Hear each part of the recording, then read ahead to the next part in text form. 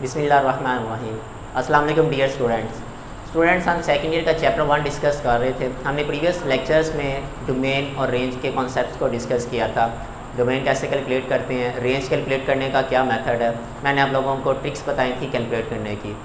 तो होप्स आप लोगों ने उन लेक्चर्स को अच्छे से सुना होगा। अगर आप लोगों को उन लेक्चर्स में कोई प्रॉब्लम आती है, किसी भी लेक्चर में कोई भी प्रॉब्लम आती है, तो आप मुझे कमेंट्स में अपनी प्रॉब्लम बता सकते हैं। इंशाल्लाह मैं आपके जो प्रॉब्लम्स होंगी उसका जो आंसर आप लोगों को ज़रूर दूँगा।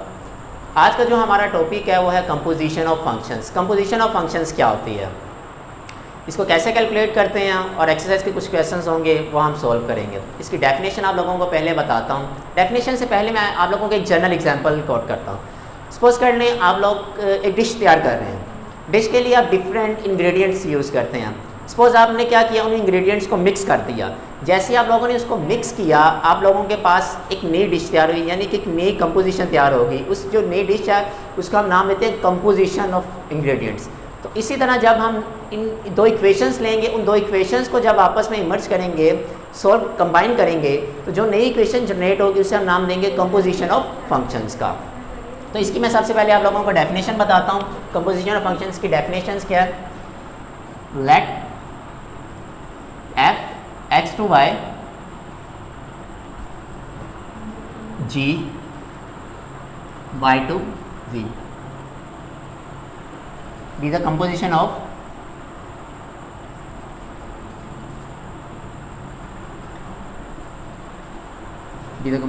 two function f and g defined as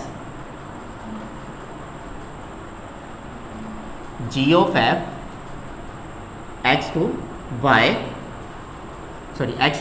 z।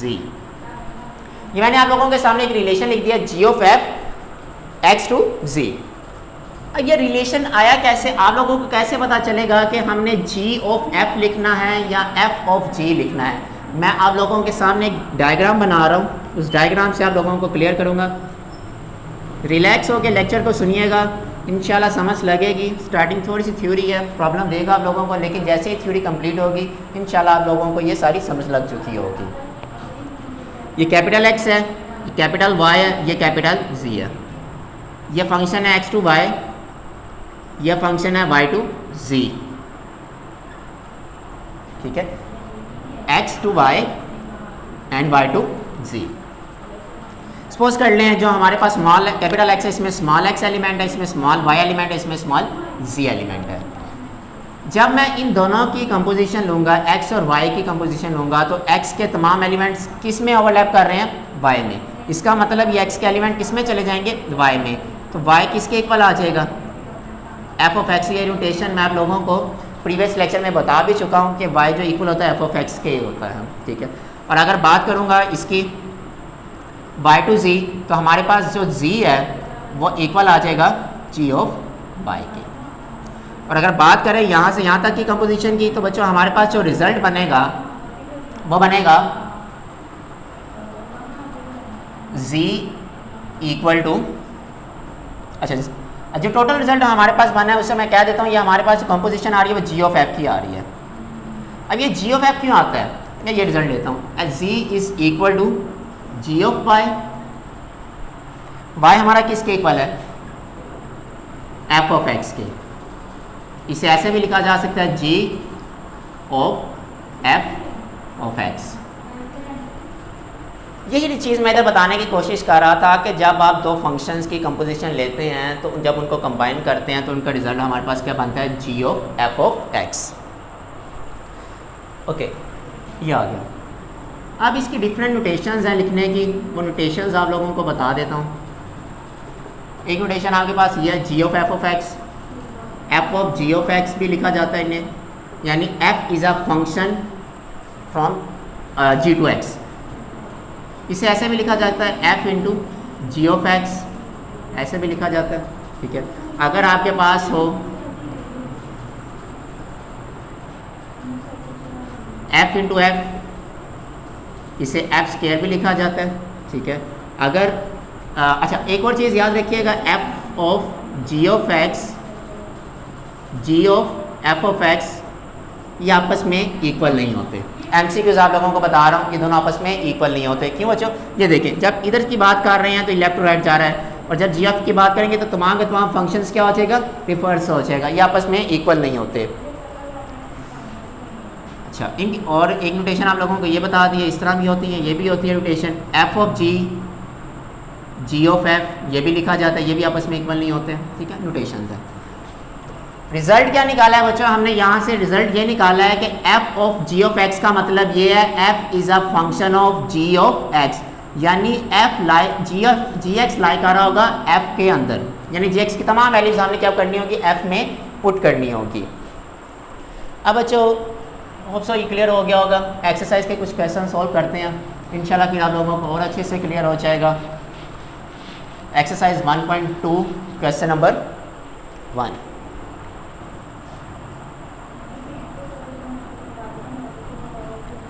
Question 1 बहुत इजी है आप लोगों के पास।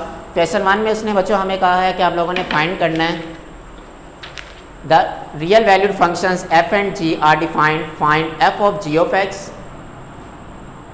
क्वेश्चन नंबर 1 ए पार्ट कहता है F of ji of x आप लोगों ने कैलकुलेट करना है। जो उसने फर्स्ट वैल्यू दिया हमें F of X is equal to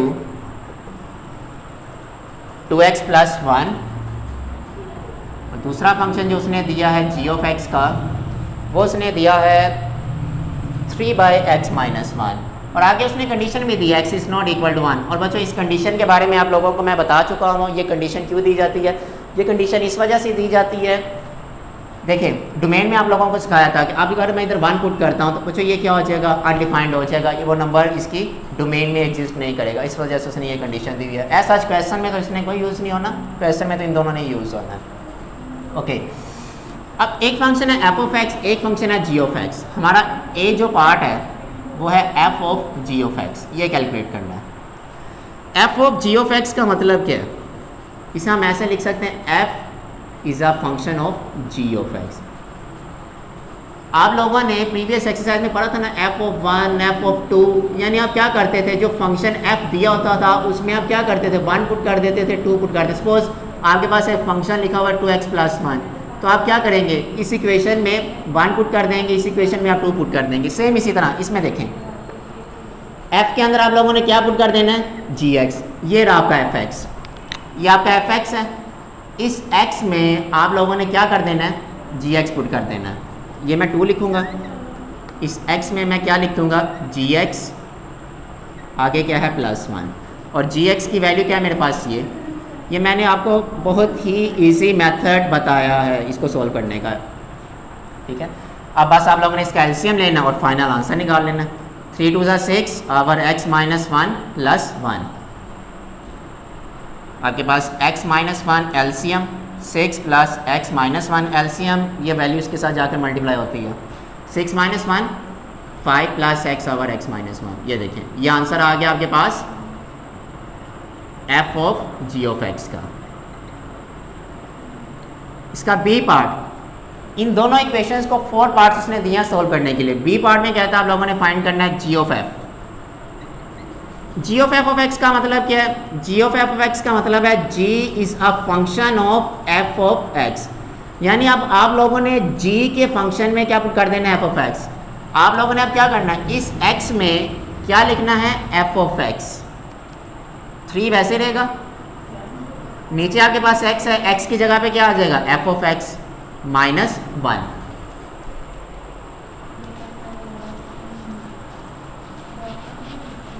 तो सिंप्लीफाई करते हैं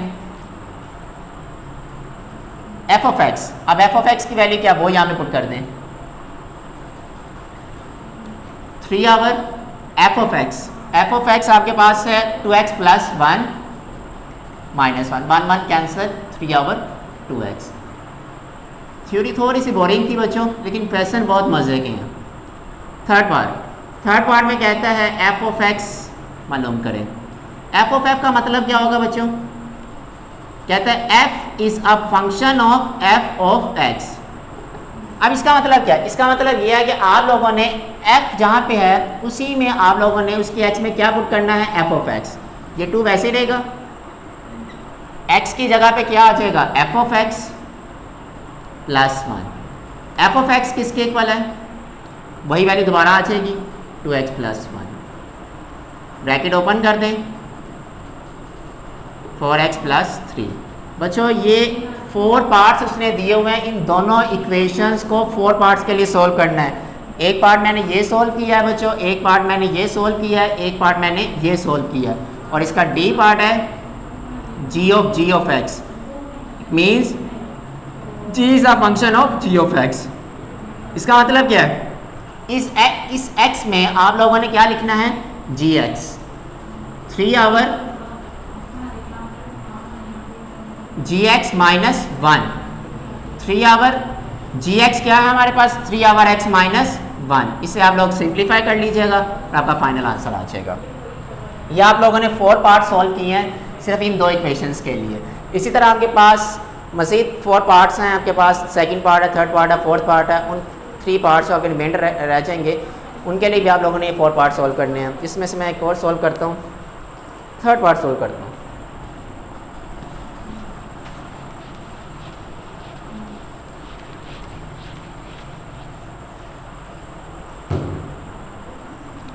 अच्छा, थर्ड पार्ट आपके पास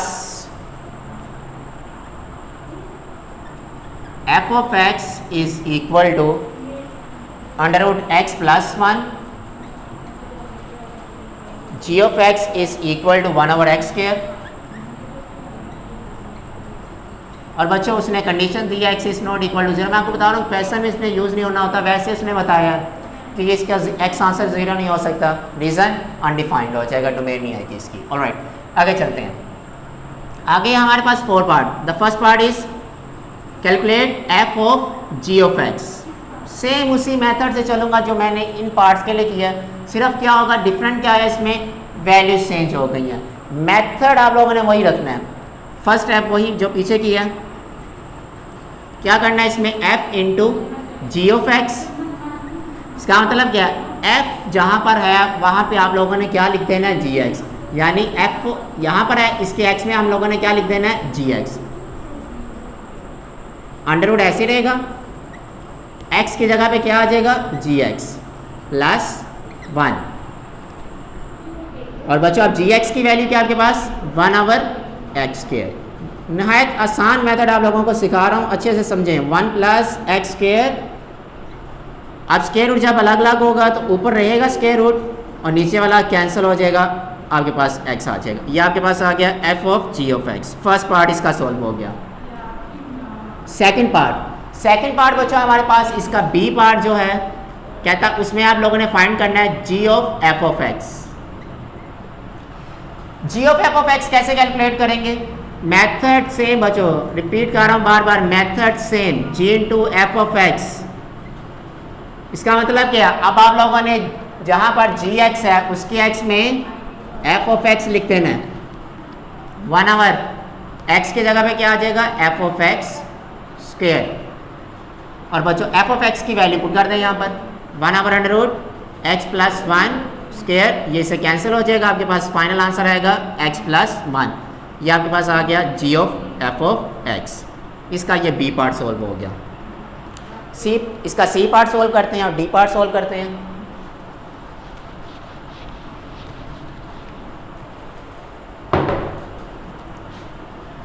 हमारे पास जो है C part f of x.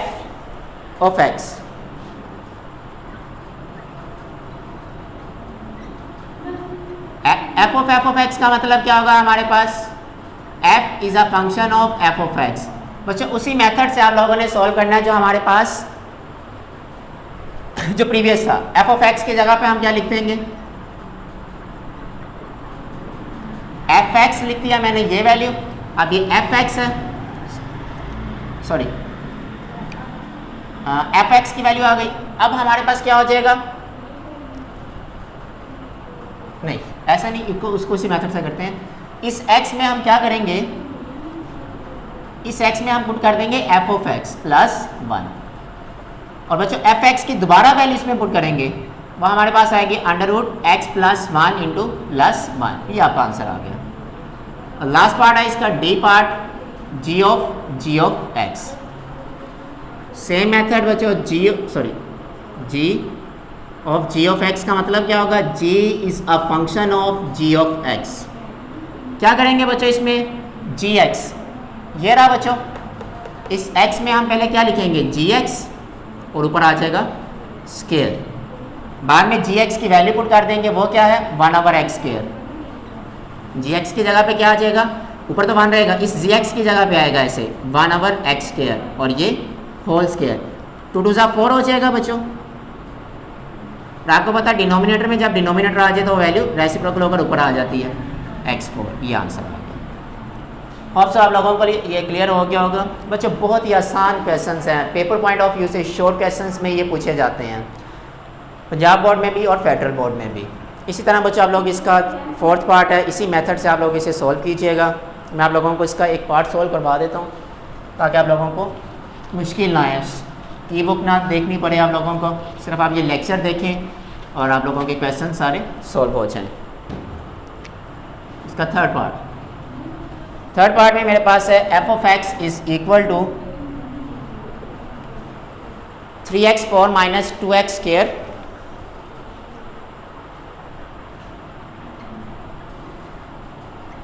और g ऑफ x मुझे दिया हुआ है बच्चों इसने 2/√x। कंडीशन वही है, x 0 नहीं होना चाहिए। एनी हाउ ए पार्ट इसका सोल्व करूंगा बच्चों, बस f of g of x। इसका मतलब है f is a function of g of x। आप लोगों ने क्या करना है, जहाँ पर x है वहाँ पे क्या लिख देना है, gx। स्टेप बच्चों, स्टेप पे गौर करें। इस x में भी आप लोगों ने क्या लिख देना है, gx, जिसके आ गया। अब gx की वैल्यू पुट कर दो। gx आपके पास है 2/√x की पावर 4, इधर भी आ जाएगा 2/√x की पावर 2। सिंप्लीफाई करते हैं बच्चों, 2 की पावर 4 आपके पास आ जाएगा 16, और ये बच्चों अंडर रूट की पावर 1/2 होती है, और आपको पता है जब ये 1/2 और इसकी पावर 4 है, ये 2 2 4 हो जाएगा। इधर आपके पास आ गया x स्क्वायर, ये 4 आएगा और ये स्क्वायर कैंसिल हो जाएगा, इधर आ जाएगा x। सिंप्लीफिकेशन है नेक्स्ट, बस और कुछ भी नहीं है। x का एलसीएम 48 माइनस 4 2 8 x, ये आप लोगों का फाइनल आंसर आ गया। इसी तरह आप बाकी पार्ट भी सॉल्व कीजिएगा। अगर आप लोगों को फिर भी कोई प्रॉब्लम आए तो आप मुझे बताइएगा कमेंट्स में, इंशाल्लाह मैं आप लोगों के वो क्वेश्चन सॉल्व करूँगा। इसी तरह बच्चों इसका जो नेक्स्ट क्वेश्चन नंबर 2 है वो भी हम इंशाल्लाह सॉल्व करेंगे। क्वेश्चन नंबर 3 है, डोमेन और इन्वर्स का पार्ट है, वो भी सॉल्व करेंगे। वो भी बहुत ज़्यादा ईजी हैं, लेकिन आप लोगों को पहले सबसे पहले इसकी अंडरस्टैंडिंग होनी चाहिए, कंपोजिशन ऑफ फंक्शंस क्या होते हैं, इसको कैलकुलेट कैसे करते हैं, इसे आप अच्छे से समझें, क्वेश्चंस को सॉल्व करें। और एमसीक्यूज़ के तौर पर जो इसकी थ्योरी है बच्चों, पीछे इसने दी हुई है कुछ थ्योरी, वो थ्योरीज देखिएगा कि हमारे पास थ्योरी में मैंने आप लोगों को जो सबसे अहम पॉइंट्स तो बताया बच्चों, वो आप लोगों को बताया था मैंने। हमारा f ऑफ g जो है g ऑफ f के इक्वल नहीं होता। ये एमसीक्यूज़ कई दफ़ा पेपर में पूछा जा चुका है, ठीक है। ये आपस में इक्वल नहीं होते, क्योंकि अक्सर वक्त आप लोग देखते हैं, आप ऐसे समझते हैं शायद ये a b और b a वाली कंडीशन है। नहीं बच्चों, ये कंपोजिशन ऑफ फंक्शन की कंडीशन है, इसमें ये आपस में इक्वल नहीं हो सकते। तो इस तरह के ऑब्जेक्टिव ही आप लोगों को साथ साथ बताता रहूँगा, ठीक है। एमसीक्यूज़ भी साथ साथ जो पेपर में आते हैं वो भी देखेंगे। आज का लेक्चर यहीं पे वाइंड अप करते हैं। इंशाल्लाह नेक्स्ट लेक्चर में दोबारा मुलाकात होगी, उसमें हम क्वेश्चन नंबर 2 और क्वेश्चन नंबर 3 को डिस्कस करेंगे। तब तक के लिए इजाज़त दें, अल्लाह हाफिज़।